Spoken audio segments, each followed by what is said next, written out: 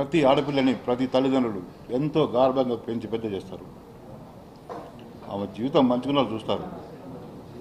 నేను ఎంతో నమ్మకంగా నేను జోగి రమేష్ ఫ్యామిలీకి నేను నా బిడ్డని, నాకు అందరూ ఆడపిల్లలండి, నాకు మగపిల్లలు లేరు. నేను సంపాదించిన యావదాస్తి నేను నా బిడ్డకే నేను ఇస్తానని చెప్పి, నా చిన్న బిడ్డకి నాకంటే ప్రేమ అతనికి ఎక్కువ ఇస్తానని చెప్పేసి ఆ రోజు కూడా చెప్పిన అతనికి. కానీ పెళ్ళైన కొద్ది రోజులకే ఇంకా తండి మొత్తం మొత్తం అమ్ముకొని రండి, కారు పెట్టండి, బంగారం పెట్టండి, ఇంకా పెట్టండి, కేజీల బంగారం పెట్టేవండి. ఎవరండి మా గౌడ్ కులంలో పెట్టేది? నేను గౌడ్నండి, ఒరిజినల్ మేము. రాండి మా సూర్యాపేటలో.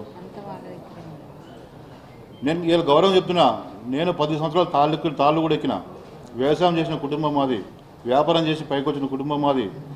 ఈ రాజకీయాలు తెలియదు మాకు, కుట్రలు కుతంత్రాలు తెలియదు. మేము కేవలం పిల్లల్ని మంచిగా పెంచి పెద్ద చేసి పెళ్లి చేసి మీ చేతిలో పెట్టినామండి. పెట్టిన కొద్ది రోజుల నుంచే మాకు ఇంత ఘోరమైన అన్యాయం జరిగి నా బిడ్డని ఈరోజు ఇంత ఘోరంగా దాని జీవితాన్ని నాశనం చేయమని చూస్తే ఏ తల్లిదండ్రులు కూడా వాళ్ళకున్న ఆవేశం 14 నెలలు సార్, 14 నెలలండి. 14 నెలల నుంచి కూడా మేము ఏ రోజు కూడా ప్రశాంతంగా ఉన్న రోజు లేదు. రమేష్ గారు నిన్న ఒక నెల బాగా ఇబ్బంది పడ్డామని చెప్తున్నారు. ఒక నెలకు 14 నెలలకు ఎంత తేడా ఉందండి? ఒక ఆడపిల్ల తండ్రిగా నేను ఖర్చు పెట్టుకొని ఈమె కంటే ముందు ఒక 5 నెలల ముందు ఈమె పెళ్లి చేసినండి. మళ్ళీ అయినా నాకు వెళ్ళదు, నాకు ఇబ్బంది అవుతుందన్న కానీ నాకు బాగా ప్రెషర్ చేసి కాదు ఖచ్చితంగా కావాలని చెప్పేసి ప్రెషర్ చేసి మళ్ళీ ఈమె పెళ్ళికి ఏదో టైం దొరుకుతుంది అనుకున్నాం. ఒక 2-3 నెలలు టైం ఇవ్వకుండా మాకు ఇబ్బంది పెట్టి మీ బాబుకు మీకు మీ ఫ్యామిలీకి ఉన్న అవన్నీ దాచిపెట్టి నా బిడ్డ జీవితాన్ని ఇలా ఈ విధంగా తయారు చేశారు. అందరూ గమనించాలండి. ప్రతి ఒక్కరు 2 రాష్ట్రాల తెలుగు ప్రజలు, బయట ఉన్న తెలుగు వాళ్ళు, ప్రతి ఒక్క తెలుగు వాళ్ళు 2 రాష్ట్రాల 9 కోట్ల మంది ప్రజలు గమనించాలి సార్ ఈ విషయాన్ని. మా విధంలో ఏ విధంగా తప్పులేదండి. మా దగ్గర న్యాయమే, మాకు న్యాయమే జరగాలి. భగవంతుడు ఎప్పుడు మాకు న్యాయం వైపు ఉంటాడు. న్యాయం ఖచ్చితంగా దొరుకుతుంది. మాకు న్యాయం జరగాలి. ఇంకోటి అమ్మా సార్, ఇవన్నీ చెప్పాలని చాలా చెప్పినాం. ఇవి ఎట్లుందంటే సార్, ఇది ఒక దొంగ నరిచినట్టు ఉంది. వినండి బాగా సార్. తప్పు మాది కాదు సార్, తప్పు నేను నా బిడ్డని ఇచ్చినాం 14 నెలల నుంచి కూడా. అబ్బాయి ఇంటికి పంపించారు. ఇంటికి పంపించి ఆ అబ్బాయి పరిస్థితి కొద్దిగా సక్కదిగుతుండదు. మీరు ఇంటికాడని చెప్పి ఇంటికి పంపించిన తర్వాత ఏనాడు కూడా అమ్మాయిని కానీ మమ్మల్ని పలకరించింది లేదు. కొద్ది రోజుల తర్వాత మళ్ళీ శ్రావణ మాసం వచ్చింది. శ్రావణ మాసంలో పంపించాము ఇంటికి. ఆ పంపించిన నెల రోజుల్లో కూడా నా బిడ్డని ఎన్నోసార్లు చంపడానికి ప్రయత్నించారు. వాళ్ళ ఫ్యామిలీ, వాళ్ళ అమ్మాయి శ్రావణ మాసంలో ఉన్నది ఒక 20 రోజులు అక్కడ ఉంది, ఒక 20 రోజులు ఇక్కడ ఉన్నది. పెళ్లి కంటే ముందు, పెళ్లి ముందు కూడా మాకు, పెళ్లి తర్వాత కూడా మాకు ఎట్లాంటి వాళ్ళ కానించి లేదు. ఇంటికి పంపించి కూడా మాకు, ఇంటికి పంపించడానికి కానించి కూడా ఫోన్ల ద్వారా కూడా రాజు బెదిరించిన కాల్స్ కూడా మీరు అన్నది విన్నారు. వాళ్ళ అత్తమ్మ ఫోన్ చేసి ఏమైందమ్మా, మీ బంగారం ఏమైంది, డబ్బులు ఏమైంది, మీరు రాండి తీసుకురండి అని చెప్పేసి మాకున్నే మొత్తం అమ్ముకొని రండి అని చెప్పడం వరకు వాళ్ళ బాధ్యత.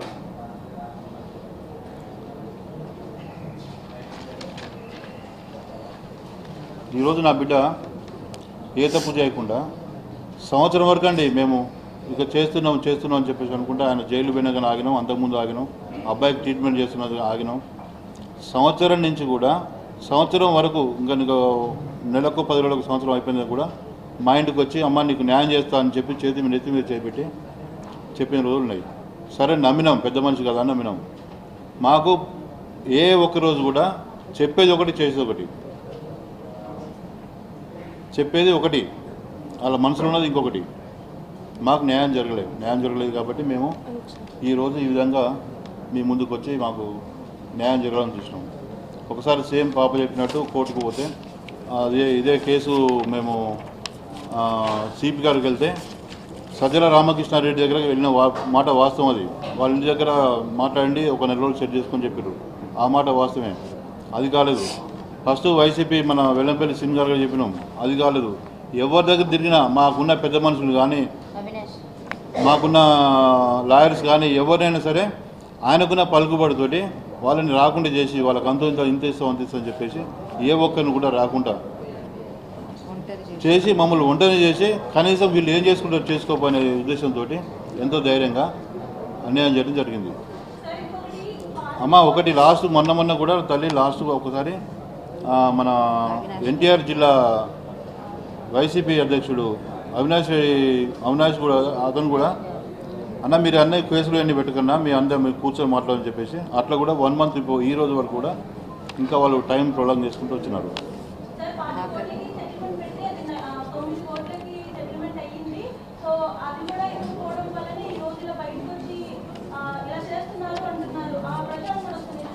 అవన్నీ కోర్టు ద్వారా చూసుకుంటుంది తల్లి. అన్నీ ఏదున్నా కానీ మేము మాకు ఏదో నష్టపరం జరిగిందో అవన్నీ కోర్టు బదిలో ఉన్నాయమ్మా. మేము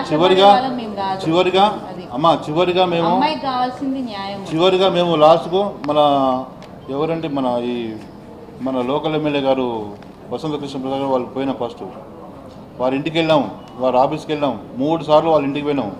వాళ్ళ బాబాయ్ జోగి వెంకటేశ్వరరావుని పిలిపించి సార్ మీరు కొద్దిగా మీరని చెప్పండి సార్, రమేష్ గారికి చెప్పండి, పాపం అమ్మాయి చాలా చిన్న అమ్మాయి, ఆమె భవిష్యత్తు ఖరాబ్ అవుతుంది, ఇవన్నీ కోర్టులు ఇవన్నీ పోతే చాలా ఇబ్బంది పడుతుంది అమ్మాయి, చెప్పండి సార్ అంటే అన్న మేము నా మాట విన్నాడు అతడు, మీరే న్యాయపరంగా పోతే పోండి అని చెప్పేసి అతను చెప్పినాడు. ఆ రోజే మా ముందే వెల్లంపల్లి శ్రీనివాస్ గారికి ఫోన్ చేసి సిరన్న ఈ పాపది ఇట్లా ఇబ్బంది అవుతుంది సెట్ చేసుకొని చెప్పేసి అన్నాడు.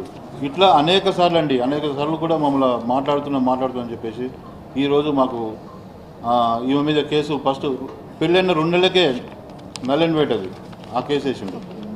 ఆ తర్వాత 1 year కాగానే ఇంకేదో కేసు వేసిండు. ఇప్పుడు డబ్బుల కోసమే అయి ఉంటే పెళ్ళైన వెంటనే ప్రాబ్లం వచ్చిన వెంటనే మేము అదే పనిలో ఉండేవాళ్ళం కదండి. 1.5 year నుంచి మేము ఎందుకు ఫైట్ చేస్తాము? ఒక ఆడపిల్ల అయితే ఇట్లా వచ్చి ఇట్లా మాట్లాడాలి, ఇట్లా బయటపడాలి అని చెప్పి ఏ తండ్రి ఏ తల్లి కూడా కోరుకోరు. ఖచ్చితంగా మేము న్యాయం కోసమనే కాదండి. పేరు వచ్చినప్పుడు ఏమంటారు, మాకు ఎందుకని రాజకీయాలు? ఒకసారి లోకేష్ అంటారు, ఒకసారి చంద్రబాబు నాయుడు అంటారు, చిరంజీవి అంటాడు, పవన్ కళ్యాణ్ అంటాడు. మాకెందుకండి ఇవన్నీ కాదు. నా బిడ్డకు జరిగిన ఏది అన్యాయం ఉందో అన్యాయానికి న్యాయం చేయాలని మేము కోరుకుంటాం అందరినీ. మేము ఏ రోజు కూడా చంద్రబాబు గారితో కానీ లోకేష్ గారితో కానీ మేము మాట్లాడడం కూడా జరగలేదండి. కానీ ఈ మీడియా ద్వారా నేను తెలియజేసుకుందామని అనుకుంటున్నాను. ఇంత అన్యాయం ఏ బిడ్డకు జరగకూడదు. నా బిడ్డకు ఖచ్చితంగా న్యాయం జరగాలి. నా బిడ్డకు ఖచ్చితంగా న్యాయం జరిగేంత వరకు మేము పోరాటం చేస్తూనే ఉంటాం. అవసరం అనుకుంటే రేపు ఈ వారం కానీ ఇంకెప్పుడైనా సరే జోగి రమేష్ గారి ఇంటి ముందు కూడా ధర్నా చేసే పరిస్థితి వస్తుంది. వాళ్ళ ఇంటి ముందు టెంట్ వేసుకొని కూర్చొని 1 నెల కానీ 2 నెలలు కానీ 5 నెలలు కానీ వాళ్ళ ఇంటి ముందరనే కూర్చుంటాం. నా బిడ్డకు న్యాయం జరిగేంత వరకు కూడా మేము అక్కడే కూర్చుంటాం.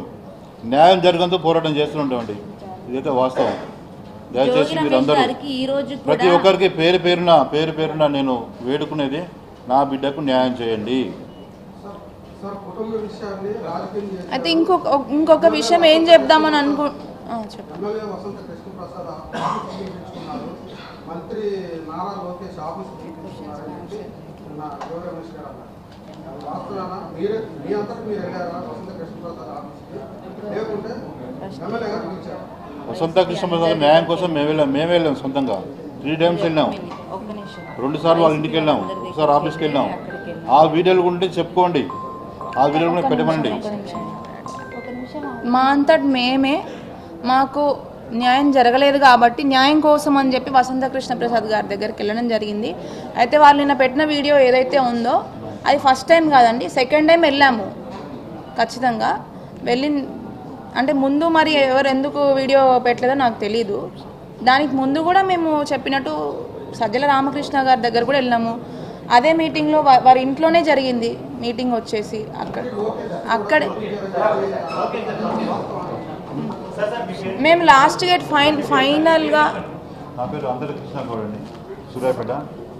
ఫైనల్గా నేను ఏం చెప్దామని అనుకుంటున్నానంటే, ఇప్పుడు వరకు మీరు అనుకుంటున్నట్టు నిన్న జోగి రమేష్ గారు చెప్పినట్టు లోకేష్ గారిని కానీ చంద్రబాబు గారిని కానీ నేను కలవలేదండి, మాట్లాడలేదు కూడా. బట్ మీ అందరి హెల్ప్తో ఈ మీడియా ద్వారాగా నేను అనుకుంటున్నాను లాస్ట్కి జోగి రమేష్ లోకేష్ గారిని చంద్రబాబు గారిని డాడీ ఒక్క నిమిషం ఆగు డాడీ ఒక్క నిమిషం నువ్వు చెప్పు, ఒక్క నిమిషం ఆగు డాడీ, నువ్వేం రెస్పాన్స్ ఇవ్వకు, ఒక్క నిమిషం చెప్పు. ఖచ్చితంగా ఎట్లాగో మా వెనుక వచ్చేసి స్పై అయితే చేస్తున్నారు కదా, ఎక్కడెక్కడికి వెళ్ళాము ఏమేం చేస్తున్నాం అనేది. మీరు వాళ్ళ దగ్గరికి వెళ్ళినట్టు కూడా ఖచ్చితంగా ప్రూఫ్ ఉంటే చూపించమనండి. ఎందుకంటే మేము వెళ్ళలేదు, మేము ఎవరిని రీచ్ అవ్వలేదు, లోకేష్ గారిని కానీ చంద్రబాబు గారిని కానీ. బట్ మీ మీడియా ద్వారా ఖచ్చితంగా తెలియజేయాలనుకుంటున్నాను. వారి నుంచి కూడా మాకు సహకారాలు సపోర్ట్ అంది నాకు తొందరగా విముక్తి కలిగి దీంట్లో నుంచి నాకు న్యాయం జరుగుతుందని చెప్పి నేను మనస్ఫూర్తిగా కోరుకుంటున్నాను. అదే అండి, దయచేసి దీన్ని పొలిటికల్గా కన్వర్ట్ చేయొద్దు అని చెప్పి అది కూడా రిక్వెస్ట్ చేసుకున్నాను. అలా నాకు చాలా బాధాకరంగా కూడా ఉంది అట్లా చేస్తున్నందుకు. ఎందుకంటే అతనికి కూడా తెలుసు పర్సనల్గా నేను ఎంత ఇబ్బంది పడ్డాను, అతను ఎంత ఇబ్బంది పెట్టాడు. అసలు వాస్తవాలను పక్కన పెట్టి దయచేసి అట్లాంటి కోణంలో పొలిటికల్ కోణంలోకి దీన్ని టర్న్ చేయకండి. ఎందుకంటే మాకు ఎట్లాంటి పొలిటికల్ బ్యాక్గ్రౌండ్ లేదు. ఇంకొక అమ్మాయిని అలాగా ధైర్యంగా ఎదుర్కోవాలి. ఇంకొకటి ఏంటంటే ఇంకొక అమ్మాయి నాలాగా ఫ్యూచర్లో కూడా ఇబ్బందులు పడితే ఇట్లనే ధైర్యంగా ఎదుర్కోవాలి. అండ్ నేను వాళ్ళకు ఒక ఆదర్శం అవ్వాలి తప్ప, అరే ఈ అమ్మాయి బయటికి వచ్చి వాయిస్ రేజ్ చేసింది కదా, ఈ అమ్మాయికి ఏం న్యాయం జరిగింది, ఏం జరిగింది, మన పరిస్థితి కూడా ఇట్లా అవుతుంది బయటికి వస్తే అని చెప్పి భయపడకుండా మనం బయటికి వచ్చి వాయిస్ రేజ్ చేస్తే ఖచ్చితంగా ఉన్న వాస్తవాలు బయటపడి ఇబ్బంది పడుతున్న అమ్మాయిలందరికీ కూడా న్యాయం జరిగి వాళ్ళకి నేను ఒక ఆదర్శంగా ఉండాలని చెప్పి నేను కోరుకుంటున్నాను. చాలా థ్యాంక్స్ అండి.